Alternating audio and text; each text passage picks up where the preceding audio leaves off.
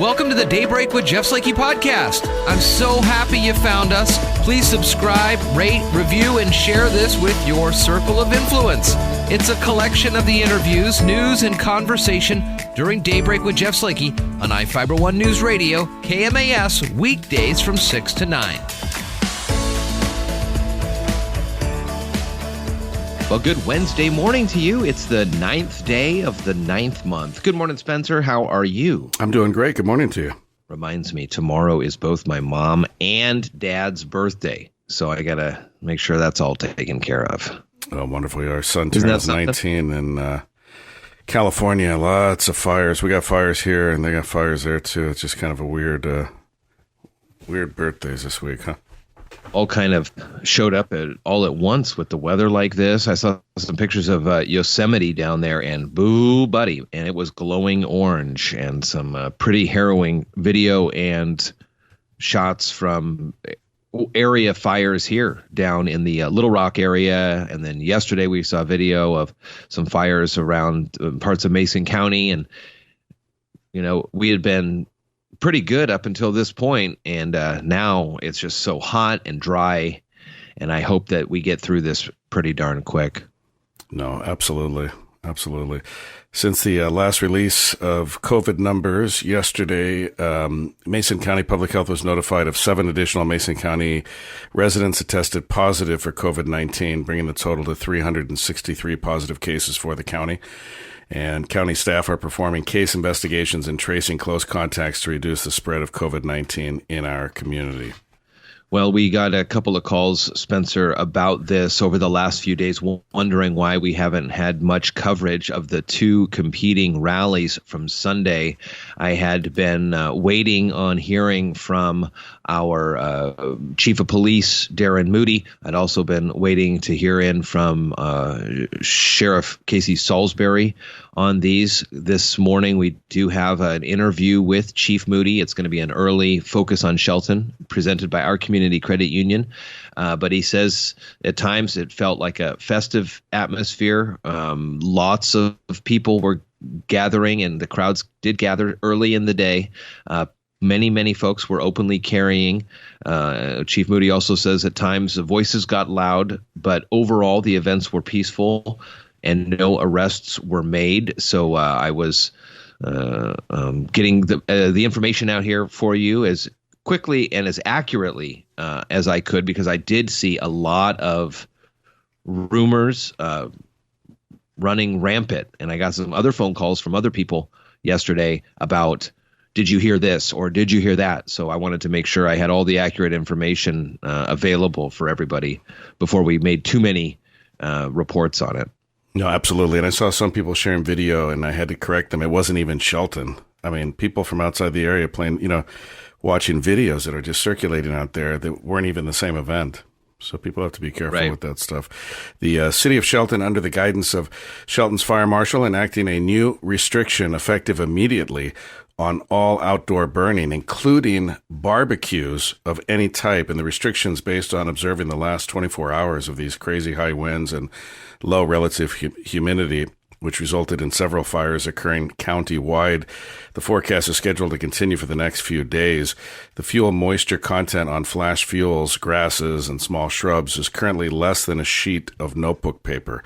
The restriction is meant as an act of precaution. It's a temporary restriction that would be lifted once the red flag warning clears, currently scheduled for midnight tomorrow night, and we'll provide updates as needed through social media and, of course, on the City of Shelton's website as well.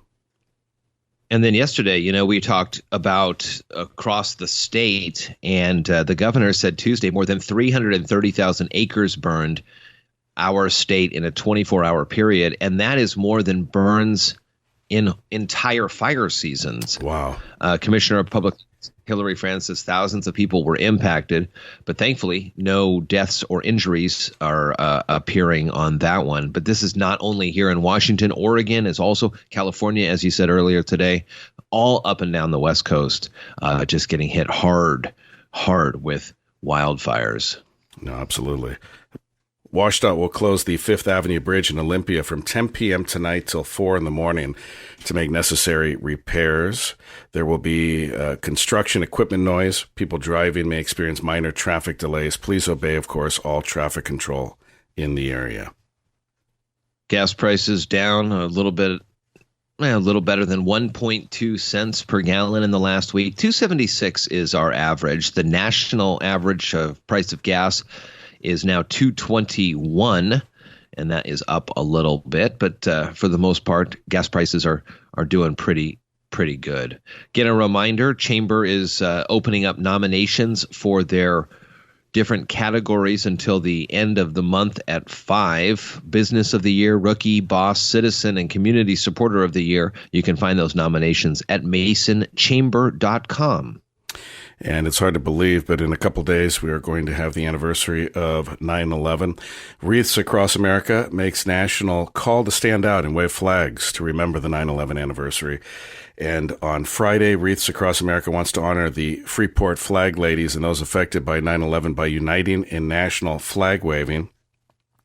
And Wreaths Across America calls for every American to stand outside and wave a flag for 1 minute if they can at 8:46 a.m., 9:03 a.m., 9:37 a.m., and 10:03 a.m. At 8:46 on Tuesday, September 11th, 2001, of course, 5 hijackers took control of American Airlines Flight 11, threw it into the heart of New York City and into the northern facade of the World Trade Center's North Tower. The 9/03 commemoration, 5 other hijackers flew United Airlines Flight 175 into the southern facade of Tower 2, the South Tower. At 9:37, another 5 hijackers flew American Airlines Flight 77 into the western facade of the Pentagon in Arlington County, Virginia. And 10:03 commemorates when 4 hijackers crashed United Airlines Flight 93 into a field in Stony Creek Township near Shanksville, Pennsylvania. Yeah, that is amazing to think that this upcoming 9/11 will mark 19 years since that event. Yep. Wow. Again, today on the show, a special focus on Shelton, covering the weekend's dueling rallies, the Back the Blue and the Black Lives Matter rallies. We'll be talking with Shelton Police Chief Darrin Moody during the Focus on Shelton, and that's brought to you by our great friends at our community credit union. More Daybreak Show and conversations are coming up. Good morning to you. From the iFiber One News Radio studios, you're listening to Daybreak. Again, good morning to you. The local sports report and coverage of Mariners and Seahawks brought to you by our great super sports sponsors here on the air.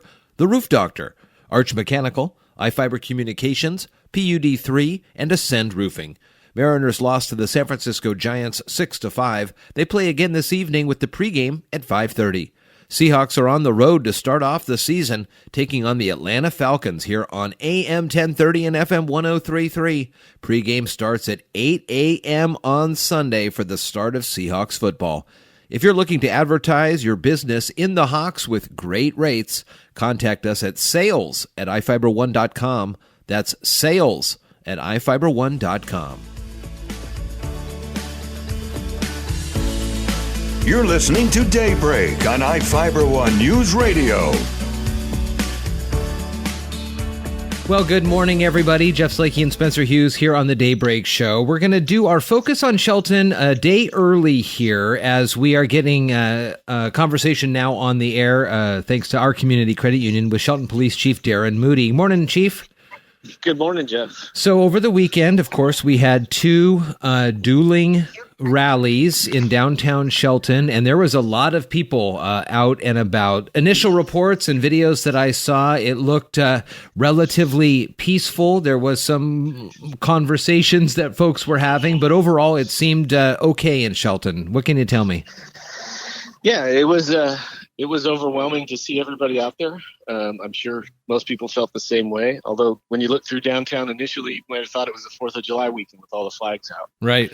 And for the most part, as expected, the majority of people were healthy, happy, supportive, and safe. And as usual, when you get any kind of events, there's going to be a small group that could be a problem, but we think we handled it pretty well. So this was a Shelton planned rally. So was Shelton Police the lead agency? Is that how that works? No, and that's what some people were misinformed about.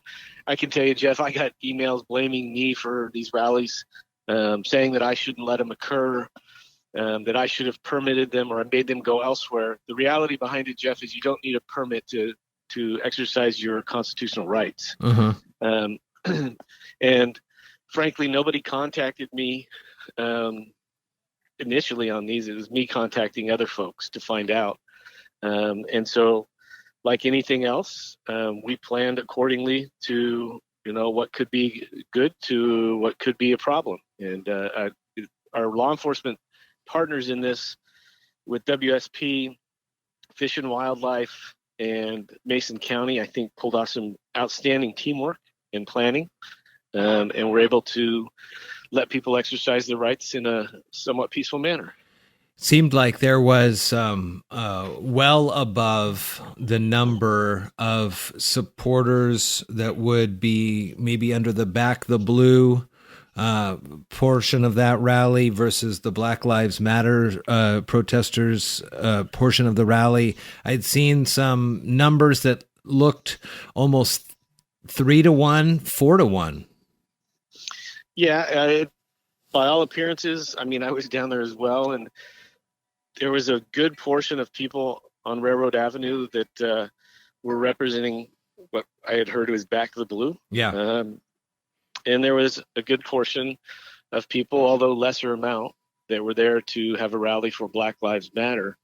There's one distinction that needs to be made that people need to understand too, Jeff, is people are lumping things in that don't need to be lumped. And the conspiracy theories were really getting out of hand, and that's what caused a lot of our issues in the beginning of this and afterwards. Okay. And that is this. Just because you are Back the Blue does not mean you are a pro-Trump supporter. But it kept getting labeled, especially in some of the media accounts, as the Trump supporters Back the Blue into one.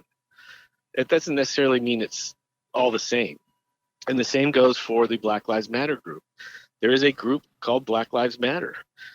But I kept getting these people calling me talking about Antifa.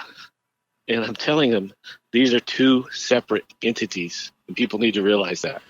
So what we had in Shelton that day was Black Lives Matter had a rally, Back the Blue had a rally, and some of people on both sides were Trump supporters. So I think it was a variety, not just all lumped together. Does that make sense? Yeah, and when I had a chat with Sheriff Salisbury that Sunday night, he just called me to see if I was there or what he had heard or what I had heard, and I had asked him if the protesters for either of the groups, either of the rallies, were more of the daytime protesters that you see on the news or more of the nighttime protesters that you saw on the news. Well, I don't know that I would call any of these a protest. It was more of a rally, Jeff. Okay. I understand their cause and what they were talking about, but I don't think anybody was there against one thing or another. I think people were there in support of their cause. Okay. Yeah. And like I said, I was reading just an article the other day that 93 to 94% of all protests or rallies that have gone on have been peaceful. Sure. Have ended peacefully. But, there are those small minority of anything. 10% of people cause what we say 90% of the problems. Yep. Yeah. So, I'm very thankful for all the support that we were given as law enforcement officers out there. I can't tell you how overwhelming that was.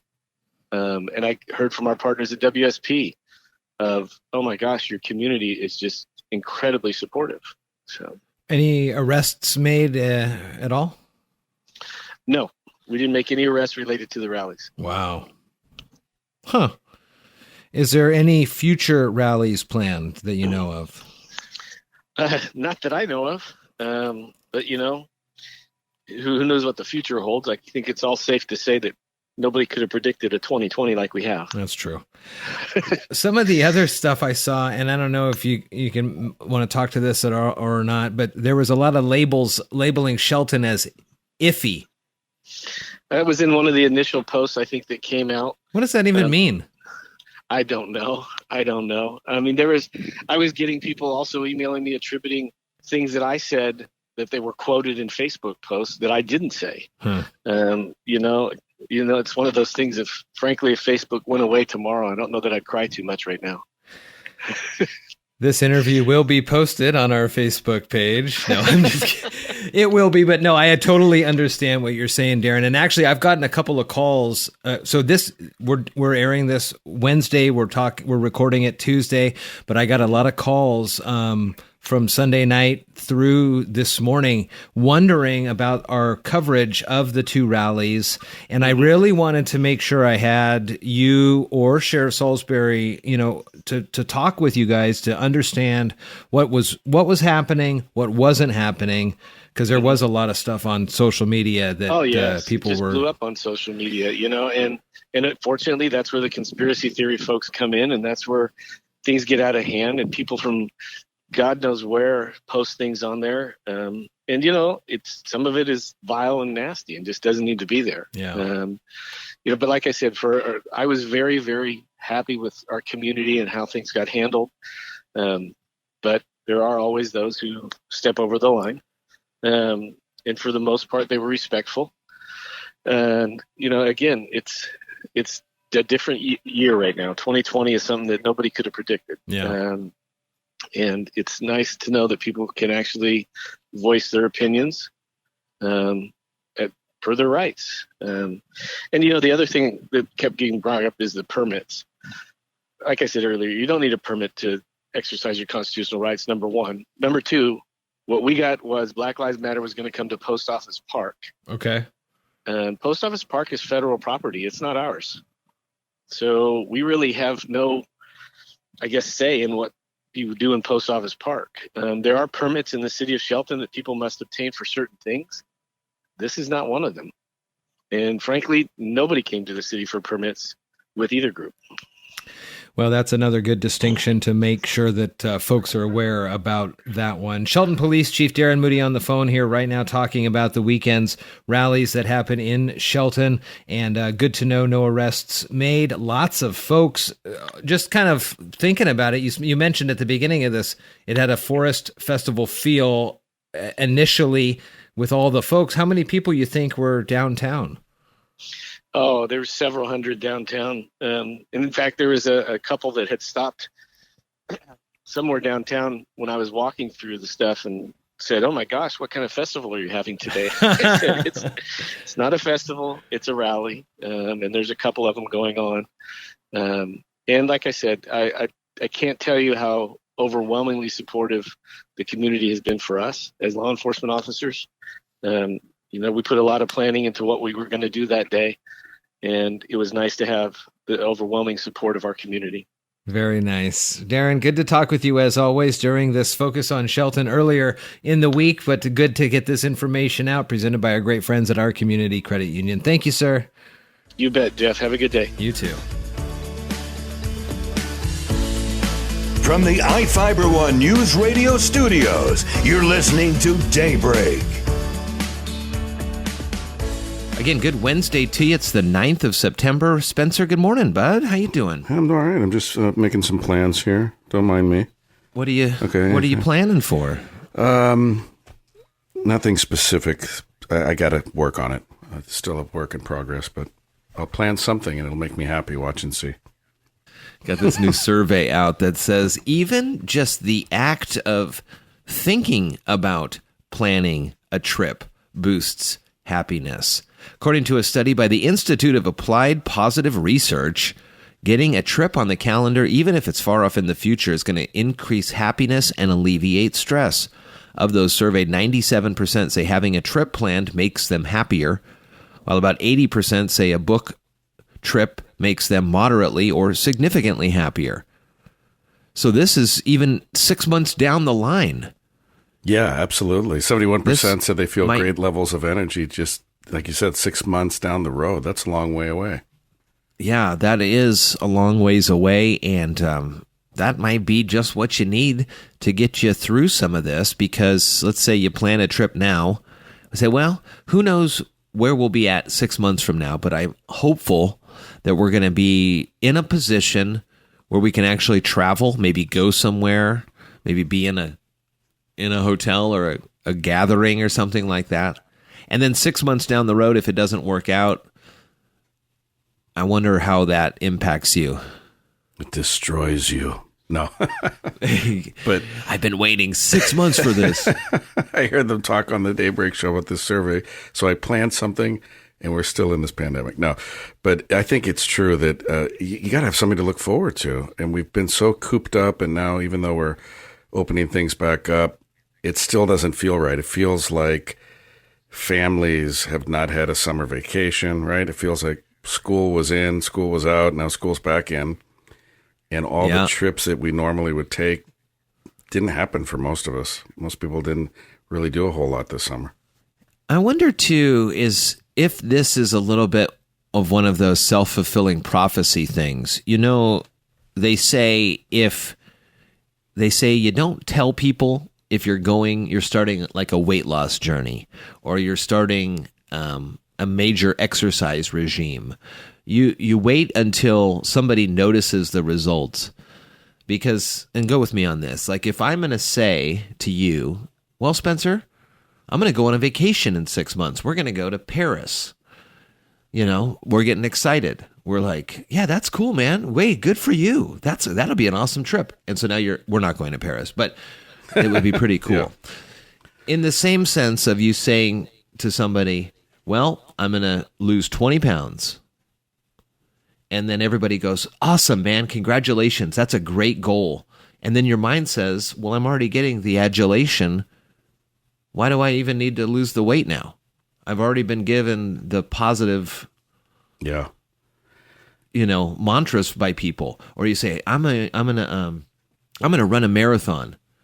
And people go, man, that is an accomplishment. Good for you. That's a great goal or something. And then you already get the positive results from people you're telling, and then you don't ever actually do the goal. You know what I'm talking about? Yeah, I get tired just thinking about running. Just by talking. Yeah, so that's enough for me. I don't have to actually put foot to the pavement.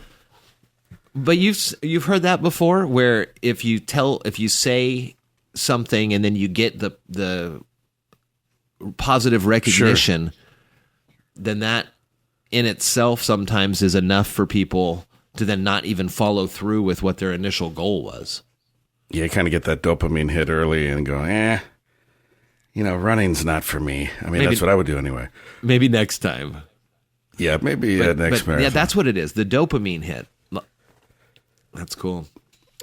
So maybe that's a good way to do it. Trick your brain, book a trip.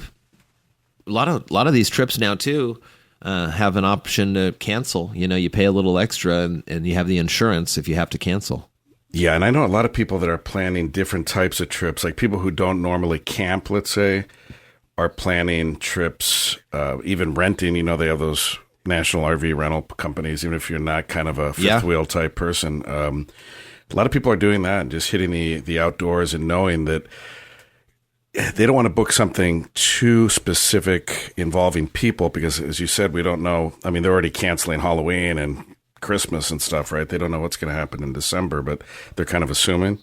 So I know a lot of people are just kind of planning trips to national parks or campgrounds, and then they know, these places are open now, and if things, unless they get far worse, they're going to stay open, and then they can still socially distance and have a good time with the family, with each other, and still be separated from people, maybe. My brother just bought a new car, new 4Runner, and so they're going to look at doing camping in like an RV or something. But he says they found. Do you remember a couple weeks ago we talked about that website Swimply or something like that, where you could rent a pool? Oh yeah, somebody's pool for an hour. So I guess there's a website that you can find folks who have trailers and campers to rent. It's like an Airbnb. And there's a whole bunch in the South Sound. So you take your truck and you go to the house, you pick up their trailer for a night, and it's, I don't know, $80. And at least then you can test out that version of the camper. You can test out whether or not you're even into camping. That's a great idea. And it's only one night, and it gets you out. Like what you were saying, it's not necessarily large group people dependent. You can be wherever you want, and That's a great idea. Yeah, and if you're the renter, that's even better because a lot of people just have their fifth wheels kind of sitting around. Their trailers, they take 2, 3, 4 trips maybe in a year if they're lucky, and it's not being used the other times, and it gets musty and unused. So that's a great way to keep it being used. Musty or unused, or like here in our neighborhood, we can't keep them. We're not supposed to keep them on our property. You have to kind of keep them somewhere, rent a spot. So that would help cover that rental cost. Yeah, that's a great idea. That's a fun one there. See, even just talking about this puts you in a better mood. That's true. More Daybreak Show coming up. Good morning to you. Thank you so much for listening to today's Daybreak with Jeff Slakey podcast. Again, I'm so happy and honored you found us and chose to listen. Please subscribe, rate, review, and share this with your circle of influence. It's a collection of some of the interviews, news, and conversation during Daybreak with Jeff Slakey on iFiber One News Radio KMAS, weekdays from 6 to 9. Thank you so much again, and talk with you next time.